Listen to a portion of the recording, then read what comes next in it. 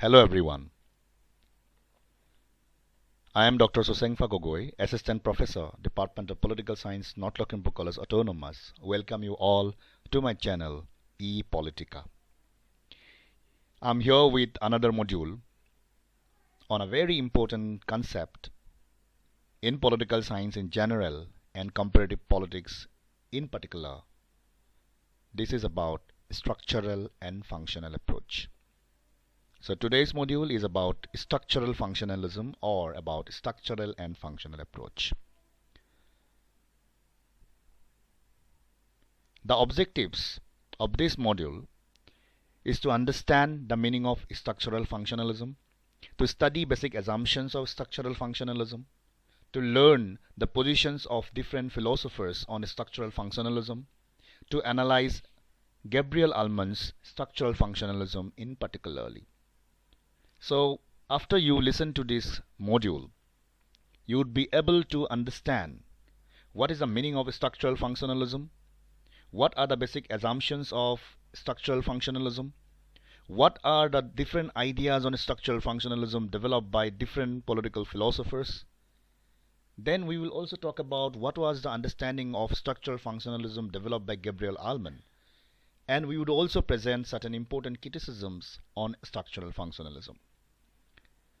So before we begin with the concept, I would like to request to the new viewers to kindly subscribe the channel so that you would able to see the upcoming modules on different aspects of political science.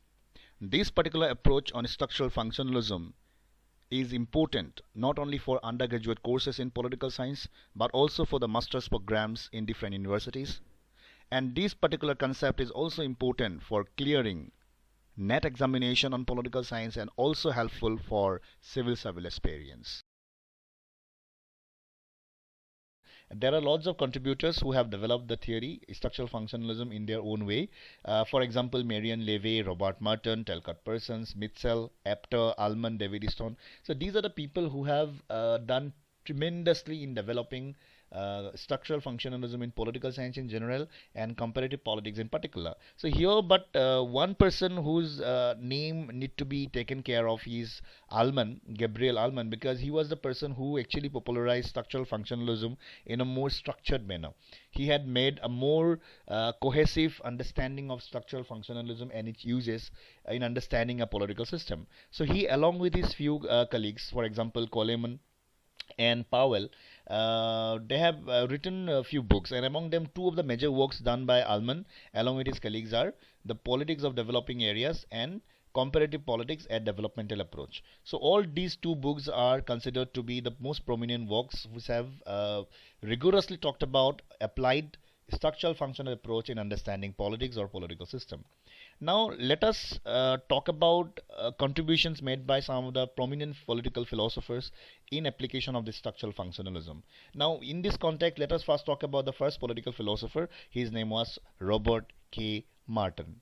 So Robert K. Martin, he wrote a book called Social Theory and Social Structure, and this book was published in the year 1949.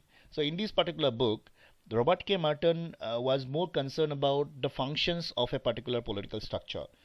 He thought that every political structure has involved three broad functions. These three broad functions are called as manifest function, latent function, and dysfunction. So according to him, there are three broad functions every political structure performs. Now what is this manifest function, latent function and dysfunction? Let me talk about it very quickly. By manifest function, Robert K. Martin said, are those functions which are intended, conscious and deliberate. So basically it means that manifest functions are those functions adapted by a political structure whose goal is known, whose goal is known, and which are planned kind of functions adapted by a political institution. Latent functions are basically those unintended, unrecognized, unplanned kind of functions whose consequences were not known. So those functions are known as latent function. And this function is the third category of function according to Martin. These functions are also a part of the latent function actually. This function is nothing new, but this is a part of the latent function. But these functions are more negative as a latent function. Now why do we call this function as more negative as latent function? Because the consequences of latent function is not known. But when the consequences of the latent function transform into a negative consequences, then it is called as this function. Now let me give you an example, then things could be more clear. Imagine of an electoral process. The government probably they comes up with replacing the traditional ballot system, and they have comes up with some kind of a digital device to record votes and to count the voting system. And for that they have comes up with different kinds of electoral voting machine type of idea. So that is a manifest function, because the government want to eradicate the fallacies, the loopholes within the ballot system, so to make it more transparent and quick. They want to adopt this kind of manifest function. Now the goal of the government is known. What is the goal? The government want to make the process of election more easy, more transparent, and to make it more quick, to cross cut the cost of election. Therefore they have adopted that electoral or digital kind of a voting system. So that is a manifest function. Now the latent function was the government, although that was the manifestly they want to change the political the electoral process, but latent wise they also thought that probably because there was a debate, probably that people thought that in the ballot system there must be a point of discrepancy. People might not got that kind of transparency, so they want to change the corruption that involves. Because many a time we heard about different kinds of issues. For example, rigging is one issue. Vote capturing is another issue regarding the ballot system traditional. So that was a latent way they want to eradicate that problem, although they don't know that that would happen. So that is a latent function because the goal was not known by the government. So the usual goal was manifest. The hidden goal is called the latent function. Now, what is this function in this context? This function is would happen even after the application of that electoral mechanism with a digital device, when at certain point of time the process got stuck due to some kind of a electronic fault. Or suppose the election has started, the voting has started, but in between the voting suddenly the machine got collapsed. Then the people have to look after for an alternative. Then it would be called as this function. So therefore, according to Robert K. Merton, every political structure involved three different kinds of functions, which are known as manifest, latent, and this function. After Robert K. Merton, there was another important person who had also contributed a lot for the development of a structural functional approach. His name was Talcott Parsons. Talcott Parsons. So Talcott Parsons, he had an holistic approach regarding structural functionalism. He also believed that the parts in the society, they are linked with the whole. Now what is the whole? The whole is the system itself. So within that system there are different kinds of parts. So politics is also a part of the society. The polity is also the part of the society or part of the system. And what is the ambition of the system? The ambition of the system is to maintain a equilibrium. Now Talcott Parsons believe that there are some challenge that exists within a system, that a system need to face certain problems. To maintain that equilibrium broadly, Talcott Parsons believe that it need to solve four basic functional needs. So there are four basic problems that every political system faces, every structure faces, and that is also known as AZIL, A-Z-I-L-P principle, AZIL-P principle. So these problems are also called as AZIL principle by Talcott Parsons. Now what is this AZIL principle? A-Z-I-L-P, A for adaptation, Z for goal attainment, I for integration, and L for latency, and P within bracket is called pattern maintenance. So these are the four problems faced by any structures, and if the structure able to eradicate this problem, then probably then equilibrium could have been maintained within that system. Now let me explain a bit what is this adaptation, goal attainment, integration, latency, and pattern maintenance. Now when we talk about adaptation, Talcott Parsons said that by adaptation he mean the capacity of the system. Now what capacity he was talking about? He said that the system should have the capacity to increase to meet the increasing demands of the actor. Now who are the actors? For example, the individuals, the institutions, sub-institutions, subsystems within the system, they have been considered as actors, and all these actors have different kinds of demands. And if the demands are raising and the system it does not have the capacity to meet those demands, then automatically the system would collapse. And if the system would try to maintain an equilibrium between the demands of the people or demands of the actor, then they have to increase their capacity to listen to the demands and to resolve those demands. So therefore, according to him, every society has some social system which is fed by some non-human environments. And now when you talk about non-human environment, we are basically talking about the disposal resources. We are talking about supplying of disposal resources. So basically he was talking about mostly regarding the economic perspective of the society. He said that when you talk about adaptation, we are talking about the economic capacity of the system by which the state or the system could manage the production of the country, manage the resources of the country, allocate the resources, manage the resources, and that is the in a functional way. So therefore Talcott person believe that the state need to act more in a economic terms. They have to adapt economic function very fruitfully so that the demands of the people can be met. Here probably we can talk about different kinds of economic issues pertained or faced by any kind of a political system. For example, unemployment, for example, poverty, for example, corruption, for example, economic stagnation. So these kind of economic problems need to be faced by a system, and this is what he called as adaptation problem. So this adaptation problem also need to be solved by a system only when it can establish a equilibrium within the system. The second one is called goal attainment. So within this SLP principle, goal attainment is considered as one of the very important functional problem faced by a political structure. Now what is this goal attainment? According to him, goal attainment means coordinate action of the units. Why he was talking about coordinating the actions of the units to bring the system and environment together for achieving those goals which the system has set for itself.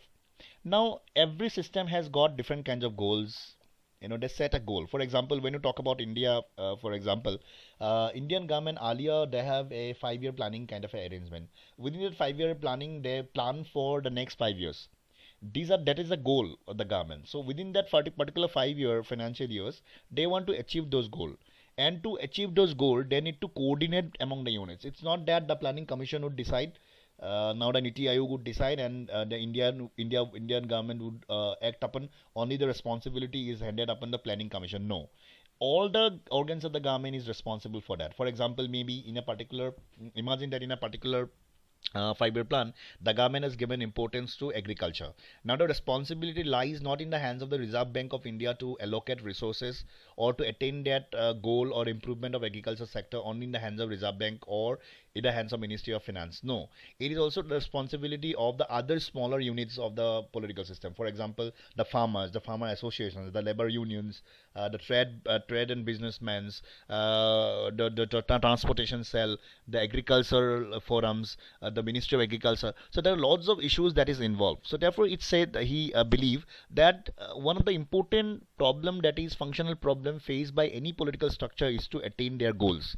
So now when you talk about these goals, one thing he has given more importance to. He said that attaining of goals is not purely economic many a time. It is related with the cultural system of the country. Many a time the environment has to be very much congenial so that that goal can be attained. So many a time the goals of the systems are got set back because of the cultural system or existence of the culture, dominance of culture.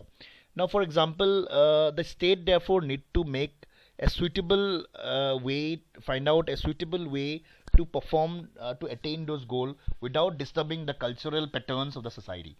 The culture should have encouraged the people to work hard. Now, for example, why do you think that in the initial years the government of India has given more importance to agriculture, not on industries? Simply because culturally we had the system of agriculture, because most of the people living in India after independence were depending on farms, depending on paddy fields, depending on agriculture. So farming has been considered as one of the important culture, not the industry. So people of India earlier, they were not good traders, but they are good farmers. So these kind of cultural environments are equally important for attaining a goal. So this is also considered as a second important problem faced by a structure. The third one is called integration.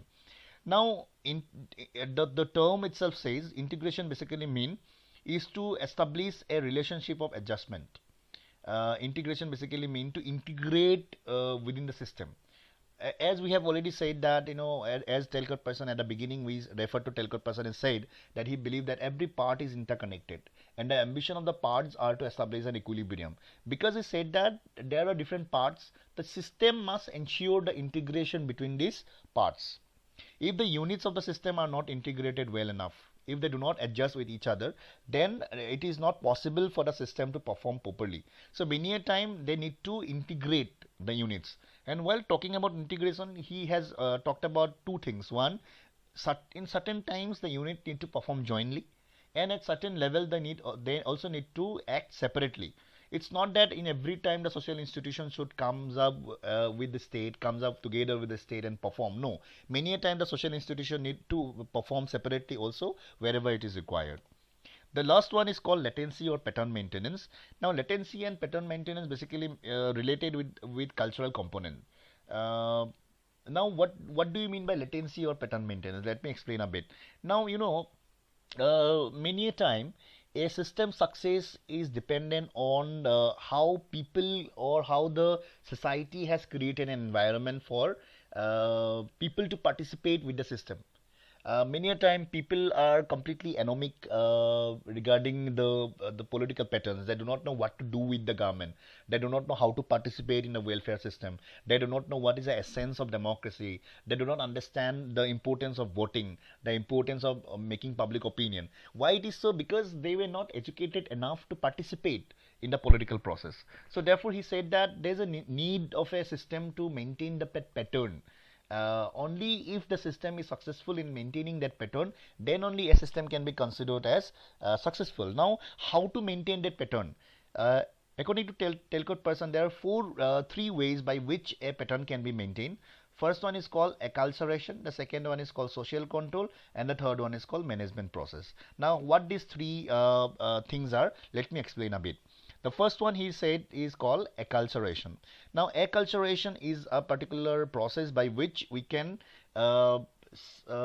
educate or send the knowledge of one generation to the next generation. So it was basically transferring the knowledge, the political ideas, the culture from one generation to the other generation. So how one generation can educate the other one, the values, especially the political values, the cultural values of the society. For example, in India, why do we consider India as a secular country? Why do we consider India as a socialist country? Why do we consider India as a democratic country? Because the democratic values, the socialist value, the secular value has been transmitted from the first generation to the second generation, from the second generation to the third generation. So it was an acculturation process. So how people got educated from one generation to the another. The second important way by to maintain a pattern, according to Talcott Parsons, is called social control. Now, what is social control? Social control basically mean a kind of a control established by the society. If there is no social control, people would behave like animals. So there would be no difference between the behavior of an animal and a man. The difference is that the men are being monitored, they are being supervised by the social elements. Now, what kind of social control we are talking about? The control of the parents, the control of the neighbors, control of the social institution, religious institutions. These are very important, because if these institutions or control is not possible, then it is not possible to maintain the value system. So therefore, people need to check. So the actors need to check by the established value system. So this is what Talcott Parsons called as social control. The third way to maintain the pattern is called management process. Now, management process is basically is that suppose somebody has violated the value system of a society. The cultural values are being violated. Social control failed. If somebody violates, or some institutions, some actors violates the social norms or the value system, then they need to be punished. So therefore they should create an environment, a situation, so that there should not be increased possibilities of violation of established norms of the society, so that people would fear not to violate the established norms. That is what pattern maintenance is all about, according to Talcott Parsons. So this is what Talcott Parsons said. After that, there was another important person. His name was Mitchell. Now, Mitchell, he has wrote an article. The name of the article was "The Polity and the Society: A Structural Functional Analysis." So in this particular article written by Mitchell, he talked about the function and understanding of social system. And while talking about the structural functional understanding of social system, he considered polity as an important part of the society. So this is what he believed. Now, he also said that for the maintenance of a society, if a society want to survive and maintain its equilibrium, it must meet four problems. Now, before we talk about what are the four problems, one thing I need to tell you, that Mitchell draws most of his ideas from Talcott Parsons. So his ideas are mostly are basically are the concepts he has taken from Talcott person. He took reference from Talcott person. So he also find like Talcott person that to maintain that equilibrium and to survive, the society need to solve four problems. What are these four problems? The number one is maintenance of value system, the one that we have talked already. Integration of the members of the society, simple adoption, and generalized control of the situation in the interest of various goals. So he was also talking about actually latency. He was also talking about integration. He was also talking about adaptation, and he also talked about interest of the goals.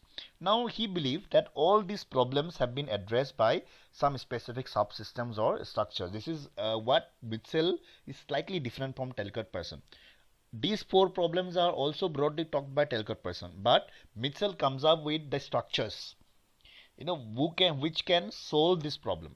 Talcott person basically talks about the problems, but Mitchell try to provide a resolution to the problem. So he thought that there are certain structures which involve in eradicating this problem.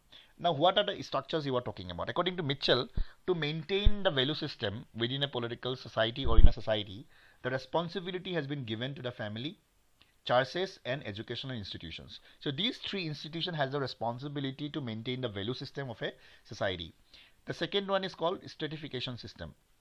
According to Mitchell, the integration of the function can be integration function of the society can be maintained by the stratification system. Now what is the stratification system? Every society has stratified into different kinds of layers. Now, for example, in a society, for example, if you talk about a caste society, there it has a stratification. At the top probably we have placed Brahmins and Kshatriyas and Vaishyas and Sudras. This stratification helps in many ways to integrate the people, because a set of function has been allotted to a specific caste. But although this casteism is negative in many a time, but the stratification system helps. So therefore, to integrate the functions of the society, stratification do help. Then comes simple adoption. So adoption is, according to him, can be maintained by the economy. Now when you talk about the economy, we are talking about the economic system of the society. This economic system do help in maintaining the adaptation within the society. The last one he called as goal attainment. The goal of the society or the state can be maintained by the polity or the political system. So the responsibility has been handed in the hands of the polity or the political system to look after the goal of the society. Now, sorry, Mitchell believed that all these systems, the system that we have talked about, they are interconnected. But although they are interconnected, they also share certain boundary issues. They have a boundary issues. Many a time there was a clash between economy with polity. There was a clash between family versus the stratification system, the churches versus the education system. So they have a boundary issues.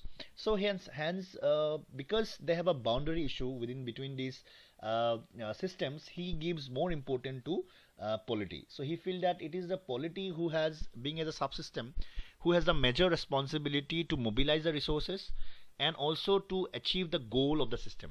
So the goals of the system, according to him, can be achieved by the polity. So he gives more importance to polity rather than family, sources, stratification system, or economy. So this is what Mitchell talked about structural functionalism.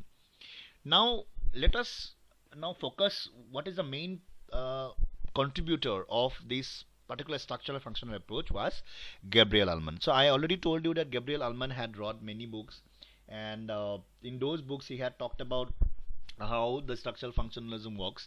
Now along with his the collaborators, the Coleman and Powell that I have referred already in the previous slide, I told you that he introduced a new concept in comparative politics. So he wrote a book. The name of the book was Politics of Developing Areas.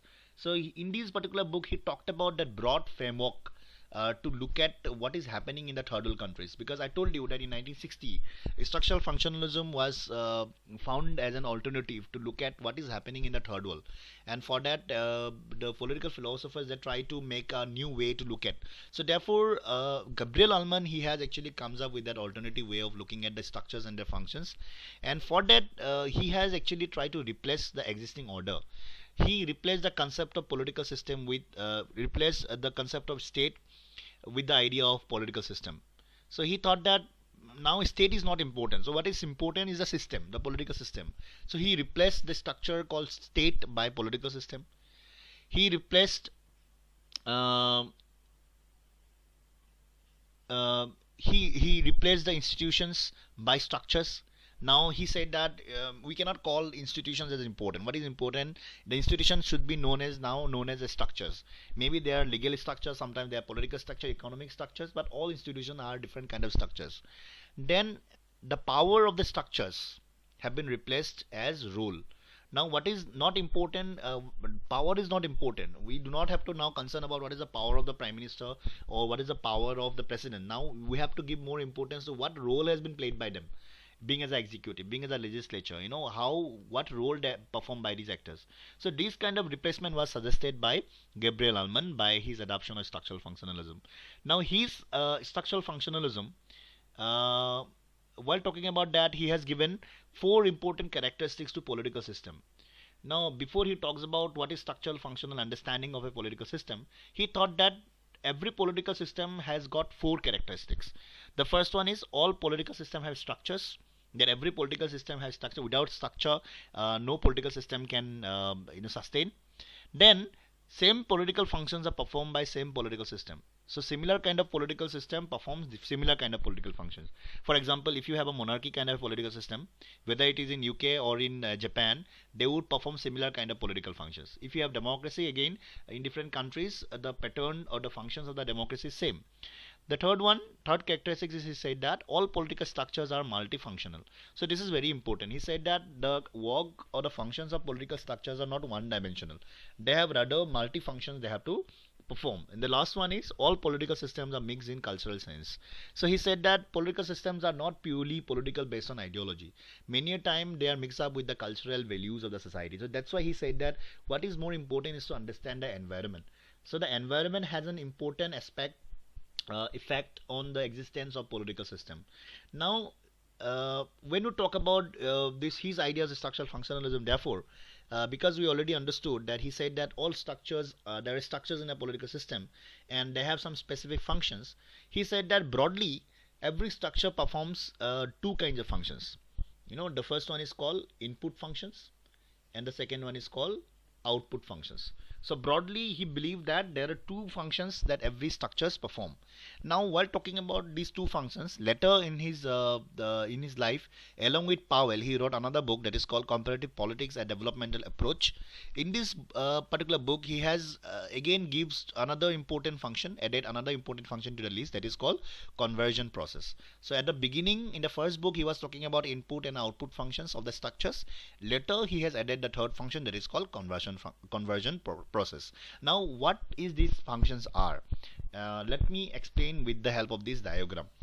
Now, if you look at into this diagram, probably you can see that what I try to make you understand that according to Gabriel Allman, if you consider this particular blue system as the political system, then this political system exists within a particular social setting, and this social setting was basically can be considered as environment. It can be a economic environment, maybe a religious environment, cultural environment, or for that matter linguistic environment, so on and so forth. So the immediate environment of the society, it influences the functions of the society, I mean the functions of the system, whether it is an input function or output function. It was largely dominated or influenced by the environment. So many a time the process of system has been largely dependent on the environment. Now Gabriel Allman believed that every society they have certain inputs. Now inputs are in the forms of demands, inputs are in the forms of support. So by demands and support, the political system was pressurized by the actors. So from the environment, people provide certain input to the system. This input enters the system, and there is a conversion process. Conversion process basically mean that the input had to transform into output. See, at the beginning I told you, unless and until the inputs are converted into output, there would not be a equilibrium maintained within the system. To maintain the equilibrium, there must be a conversion. So therefore, Allman said that once the input were sent to the political system, it need to be converted into output. And what is output? Outputs are basically the decisions made by the system. Now once the outputs are made, it was again sent to the open up to the environment, and people, once that they have achieved the environment they achieve the outputs, they gives feedback. and this feedback in process again transform into inputs, and this input again enters into the system as a into the system, and later again it was converted into output. So it was a cyclic process. So therefore Gabriel Allman, he believes that these input output conversion are the three important functions performed by a particular structure. Now let me explain what are these input functions and output functions in details. Now when you talk about input functions, according to him there are broadly 5 input functions identified by Gabriel Allman. These are political socialization, political recruitment, interest articulation, interest aggregation, and political communication. Now what are these? First of all, he was talking about political socialization. Basically, political socialization is considered as a process by which people gradually adjust themselves within the political system. So it is a process by which an individual can be adjusted within the political culture. And now what does it mean? For example, suppose by birth a person may not know what is the essence of democracy, but in gradually the person should know that the essence of democracy. If he lives in democratic country, he must be taught how to behave within that particular nation. What is the responsibility of a citizen? What are the duties of a citizen? What are the rights of a citizen? That need to be educated. And the process by which a person was adjusted within that political environment is called as political socialization. And this is one of the important input function. According to Talcott Person, the responsibility of educating or imparting political socialization are family, church, school, political party, governmental institutions, etc. So they have the responsibility to politically socialize the people. And what is political socialization? Political socialization is a particular process by which an individual has been made a part of the society politically. Not as a social animal but also as a political animal. The second one is called political recruitment. So once the people are politically aware, they know about what is politics, what is democracy, what is rights, what is duties, what is liberty and justice, they need to politically recruit it. Now Allman, in this context, he had made a very important definition of what is political recruitment. I quote, he said, political recruitment, basically he said, function takes up where the general political socialization function leaves off.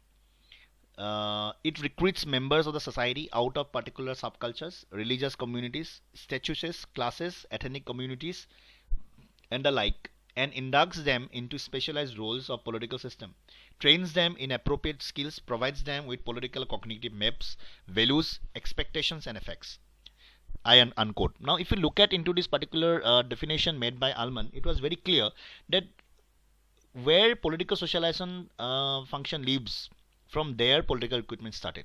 So once the person is politically know about his responsibility, now he need to be recruited as a member of the society. Now how he has been recruited? It was recruited by subcultures, religious communities, classes, ethnic communities. So he has started developing himself, finding himself in a particular situation. For example, which religion do you belong to? Which community do you belong to? What language do you speak? What racial community you represent? What ethnic community you belong to? Which class are you? So this kind of political recruitment has been also considered as one of the important input functions. Now here he was talking about the role played by not only by the not about the formal organization. He was talking about a non-governmental organizations.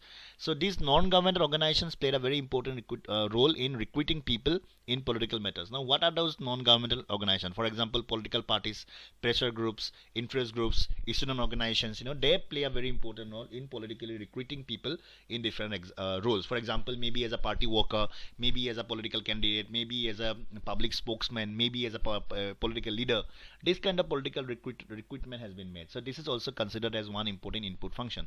The third one is called interest articulation. So interest articulation basically mean that by Gabriel Allman, there are so many interests or demand that that happens in a society. So there are so many interests, but there are no articulated way to articulate what is more relevant interest for a society. See, in every society, people have got different demands. So many a time the government did not know if what would be the more appropriate demand in a particular situation. So to find out what is the most relevant demand, so we need to articulate those interests, and how that interest can be articulated. According to Gabriel Allman, there are 4 groups who played a very important role in articulating the relevant demands. These are institutional interest groups, associational interest groups, non-associational interest groups, atomic interest groups. So these particular groups, they have played a very important role uh, in articulating the interests of the people. Now, what is these institutional interest groups? Institutional interest groups are basically representing the legislatures, executive, and bureaucrats. So they played a very important role in articulating the interests of the people. Now, when you talk about legislatures, we are talking about the ministers, the MPs, MLAs. By executives, we are talking about the ministers of concerned ministries. Bureaucrats like DCs, ADCs, SDOs, BDOs. They have the responsibility to find out the demands of the people, the relevant demands. The second category of interest groups who have been responsible for articulating the interests of the people is called associational. Associational interest groups are basically the trade unions, the businessmen, the industrialists, professional groups, and persons. So they have the responsibility to articulating the demands of the people. For example, maybe the teachers association, doctors association, engineers association, labor forum, labor unions. They have the responsibility to find out the relevant demands of their own community. So this is called associational interest groups. The third one is called non-associational interest groups. Non-associational interest groups are basically the ethnicity, religion, kinship.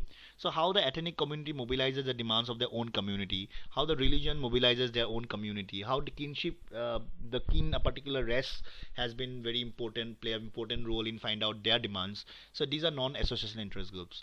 And the last one, according to Gabriel Allman, which is also very important to mobilizing the interest or to articulate the relevant demands, is called atomic interest groups. So atomic interest groups are basically those interest groups which are you can call it a spontaneous, unplanned kind of events, which also certain many a time raise the demands or interests of the people. For example, the riots, for example, the demonstrations. Probably you have seen that many a time people of a particular genres, they have shown some demands through the medium of protest. Maybe probably you see that some these ASA workers, they have come to a protest. The midday meal, the cooks, they also sought for a protest, showing their own demands to regularize their jobs and all. So this kind of atomic interest groups is also very important in articulating the interest. The fourth one is called interest aggregation. According to Gabriel Allman, not only articulating or finding the relevant demands is not important only. What is more important is also to aggregating the demand, to channelize the demand.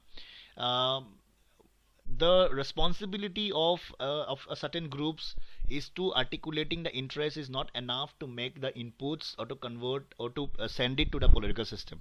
So you need to channelize the demands. Now, how to channelize the demand? This is what he call as an interest aggregation. According to Gabriel Allman, interest aggregation therefore is a process by which we can channelize the aggregated demands of the people, of the interest groups. The demand that has been made by the people, it has to be channelized. And then who are the institution that involves in aggregating the demands? These are the political party, legislature, bureaucracy, mass media. So these are the institution that involves in aggregating the interest. For example, suppose a particular issue of farmers in Assam, farmers in West Bengal, farmer in Kerala, Rajasthan, Haryana, probably, they have been facing UP. So the farmers have different issues, but the issues are different, but the context is same. All of them are demanding from some kind of a subsidy. Maybe some of them are rice cultivators, some of them are wheat cultivators, but the demand is same, that they want a subsidized loan from the government. So these aggregated demands of different states would be presented by these particular groups, so that a decision can be made or output can be made. So this is what they call as interest aggregation. The last one is called political communication. According to Gabriel Allman, he compares the political communication with the blood circulation process. Now, as you know, in human body we have a blood circulation process, and if the blood circulation process in any moment of time got stopped, automatically the body collapse. So he said that there is a requirement of political communication. That means the information of society must be carry forward to the government. If that communication, this free flow of information from society to polity, or from one structure to the another structure got stopped, then the system would collapse. So to maintain that equilibrium within that structure, there must be a free flow of information by the society. From society to polity, from one structure to the another structure, it must be communicated. So this is what he calls as political communication. So these are the input functions. Now, as I told you, that is input functions also need to be converted into output functions. So for him, there are three broad output functions. These are rule making, rule application, and rule adjudication. Now, what is this rule making, rule application, and rule adjudication? Rule making basically is an output function by which it means that how the government comes up with different kinds of laws, different kinds of acts, by which the inputs can be converted into a decision. So how the government frames the decision, this is what we call as rule making, and the responsibility of making rule has been given in the hands of the legislature. So in Indian context, we can talk about a parliament where the decisions have been made in legislating laws regarding the demands made by the people. The second one is called rule application. Rule application basically mean to execute the laws that has been made by the legislature, and the responsibility here has been handed in the hands of executive. And the last one is called rule adjudication. So rule adjudication basically is a process by which the prescribed laws made by the government could have been adjudicated by the with the help of the judiciary. Suppose there was a confrontation that going on between the laws made by the legislature and the application of the laws, and people are not satisfied. So there was a feedback process. So within the feedback process, people can move to the one important organs of the government, and what is that? Judiciary. So judiciary can escort and verify whether the laws are being implemented properly or not. So this is what are the output functions said by Gabriel Allman. Now let me very quickly talk about the criticisms of this structural functionalism. There are so many criticisms, but among them the importance are: the first important criticism of structural functional theory is that it cannot adequately explain the social change. Many a time, although they said that structural functionalists said that there are structures and all these structures have functions, so but they fail that why in certain point of time certain structures behave differently, and why there is a degree of difference that existed within different kinds of structure. So that social change cannot be explained through the help of structural functionalism. So this is the first criticism. The second criticism is that the term and concepts having abundant relevance in sociology, this structural functionalism, although it is very much important in understanding from a sociologist perspective, but it may not be same in political science, because in political science not only the political system which is relevant, many a time political system is also got influence within the other non-political institutions as well, and also by the because of the international issues. These kind of issues may not be helpful in understanding through this structural functional approach. The third criticism is that some critics are of the view that Gabriel Allman in more particular, he has thrown very little light on the structural aspects of the political system. So although he was talking about structural functionalism, but he was more concerned about the functions of the structures rather than the structure itself. He basically is of the opinion that in every society there are certain parts, there are structures, and this structure has certain specific function, and he has classified these functions as input, output, and conversion process. But he was not concerned about whether there are different kind of structures that exist. He already said that all the structures in different political system would behave same way. They are of the same kind of structure, but it is not. In a monarchical system, in a federal design, in a democratic design, the structures would be definitely different. And even also within the democratic countries also there exist different kind of structures. This is also a very important criticism. The next criticism was made by other critics who criticize structural functionalism as a conservative concept. They thought that the idea of structural functionalism is conservative. So in this sense, we can take example of C. Wright Mills. Mills, he basically criticized this particular grand theory called structural functionalism by saying that it neither related to facts nor it has reached a level of theory. So structural functionalism, according to Mill, sometimes it does not even reflect the facts, and also fail to establish itself as a theory. So there was a conservative bias within the structural functionalism, because structural functionalism already have a conservative idea of looking at cultural ideas. They thought that it is the social elements which are more important in determining the political characters, but many a time it is the political environment might also induce change in the cultural patterns or the value system. That was failed. So it was completely conservative idea according to many critics. And the last criticism that was made by certain critics, they consider it as a conceptually unclear concept. So they thought that the idea of structural functionalism is not clear. So here in this concept, we can take example of Mackenzie. Mackenzie, he thought that structural functionalism is a mere with mystified truth. So the truth that has been made by structural functionalism, many a time it failed to understand the reality, the social facts of the society. Many a time the social facts are not cannot be explained through the help of structural functionalism.